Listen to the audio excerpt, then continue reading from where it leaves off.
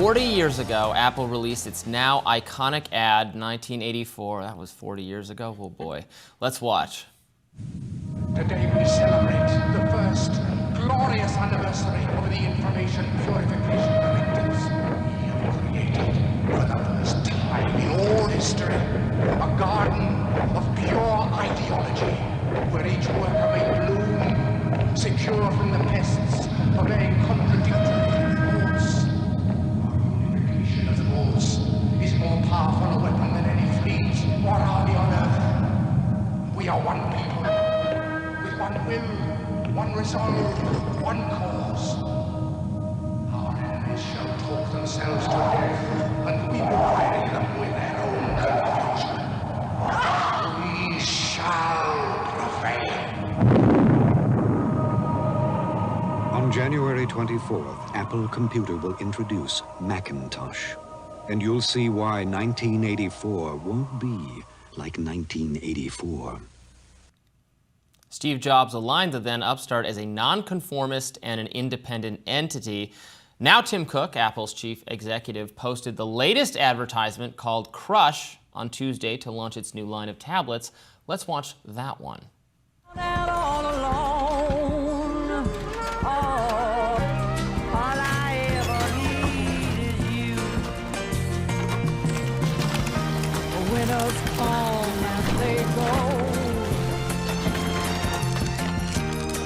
We watch the melting snow.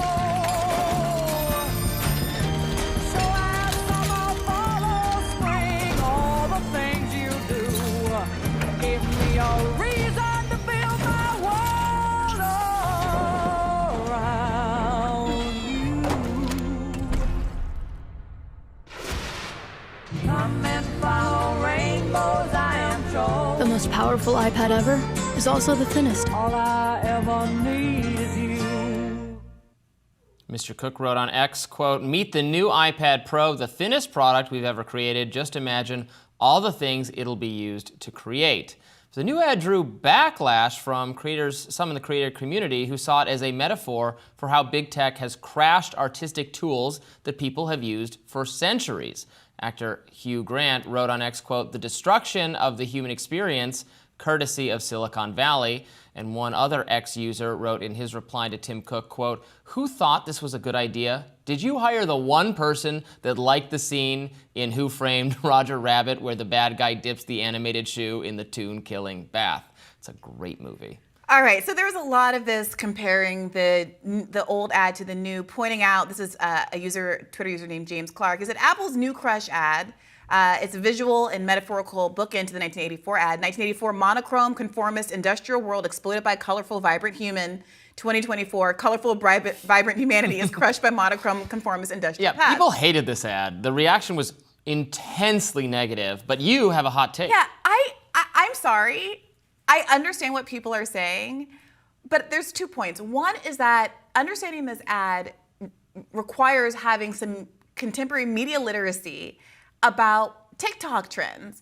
And if you're like me and you watch your TikToks or watch them on Instagram, my first reaction to this was, oh, this is one of a genre of these crush ads that are kind of like ASMR, kind of these satisfying videos of watching various sorts of objects getting crushed by these hydraulic machines. And there are commentators that put voiceover and do duet videos with these, and they're really funny and they're really satisfying. And the gist of those is that there's a kind of indescribable, ephemeral, like instinctive feeling about what kind of objects give you a good smush and what kind of objects don't give you a good smush. But the point of those videos is not like, I hate the thing being smushed. It's that there's something that's satisfying that comes out at the end. So when I saw... It's in the way that popping bubble wrap is satisfying. Exactly. And so... Yeah, I actually know exactly what you're talking about. Right now there are people watching, going, like, if you know, you know, going, what are you talking about? But I have seen the videos. Now, I've never watched them with commentary before. Yeah, there's one British woman who I think is particularly funny, and I think her instincts about what is a good smush and what isn't a good smush, they align with my instincts, so I think she's very good. Is the ceiling getting a little closer right now? But that's the thing. It's not ominous. These videos aren't threatening, and there's no ire directed at the thing being crushed. I know that you might think squishing something obviously means you hate it, that it's bad, that you want to destroy it, but that's not really the vibe of the video. So I tell that to a plush toy. I watched the video for the first time. Frankly, it didn't interpret it negatively. And then the second part of why I think I didn't have that same reaction was that of all the things that tech has hurt, whether you're talking about kind of automation and putting people out of their jobs, whether you're talking about just not liking auto-tune, none of those trends are about like killing instruments. People still use instruments. People still use guitars aren't under threat from big tech. So the analogy that people I think are trying to make that this iPad's going to put music and creatives out of business, it feels a little imprecise.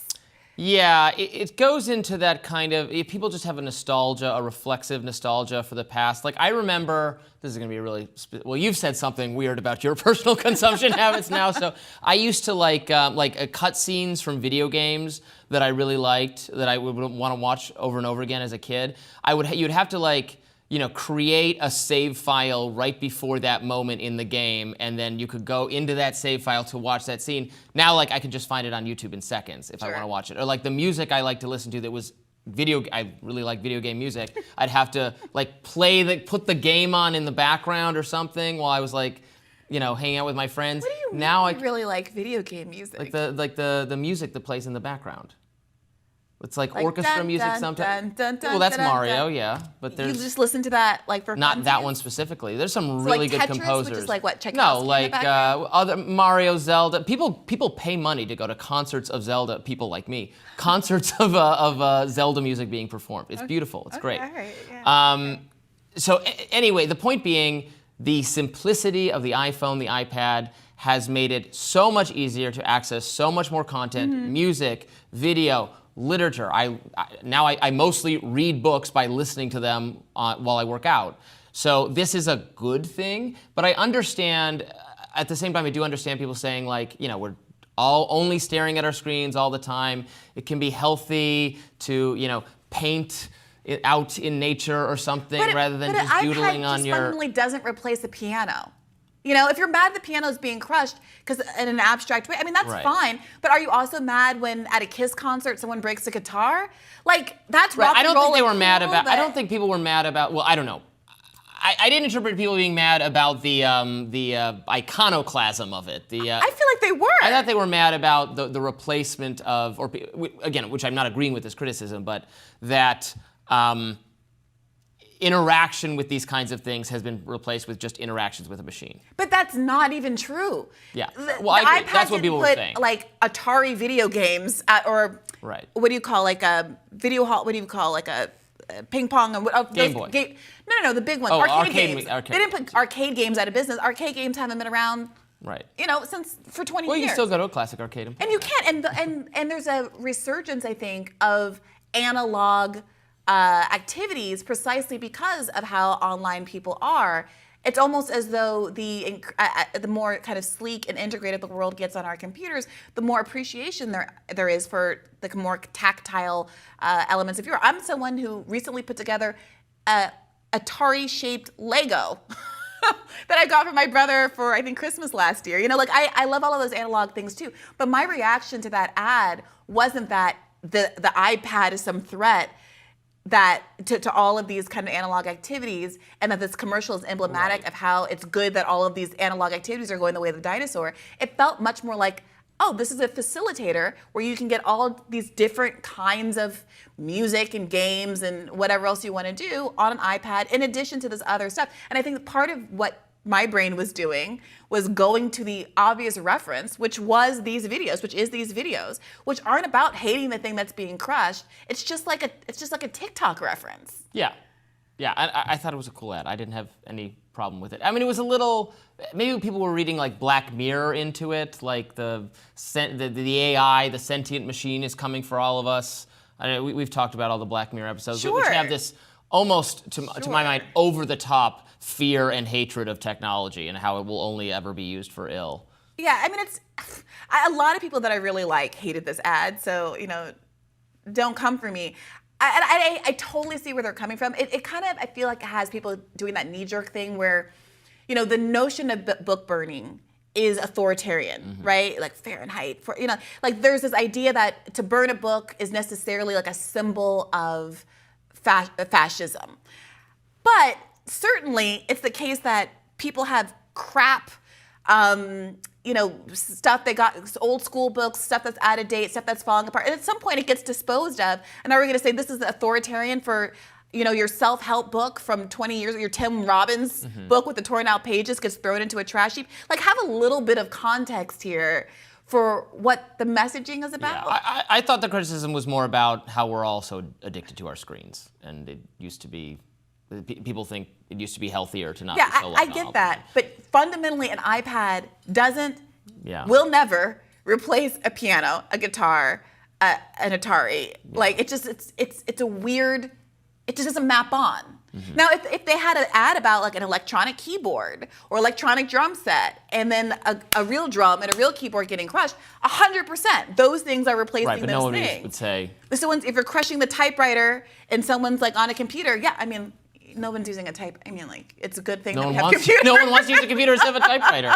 That's always crazy when you think about that. As recently as like my parents' generation, when my parents went to college, they did term papers on a typewriter. They had to get out whiteout if you made a typo or something. That's crazy. And then the generation before that was I don't know, writing them by hand. Yes, my mother was a legal secretary in college to pay her way. She's one of the fastest typers I know, and inspired me to also become a 100 words a minute style typer when we were learning to type, which is a thing we had to do when we were in middle school. I don't know about you. Me, when I was in middle school. Mario teaches typing, another Nintendo reference. I was a native speaking kind of girl. Representation is important. But I love typewriters. I'm also a person who has constructed a Lego typewriter. Now you're seeing that I have a bit of a Lego problem and a storage problem happening in my house. I love typing because I'm left-handed, and writing by hand is miserable for left-handed people because we smear everything we write. There you go. But I'm saying that even though we can all obviously understand the values of progress, it doesn't mean you hate the old thing. And I guess maybe I'm projecting too much of my own orientation onto this ad, but I didn't take it as the things that are being crushed are bad, and that we have to flatten the world and replace everything that's colored and textured with something electronic.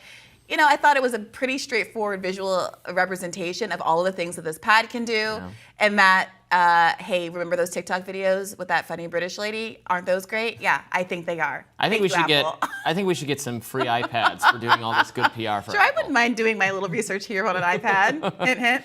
Tomorrow on Rising, the Friday team, Amber and Jessica, will be here, and I believe Jessica is in Washington, D.C., so it'll be an in-person interaction for you all to watch. Be sure to like, share, and subscribe so you never miss any content. For those of you who like to listen while you're on the go, we're now available anywhere you listen to podcasts. Bye-bye. Take care.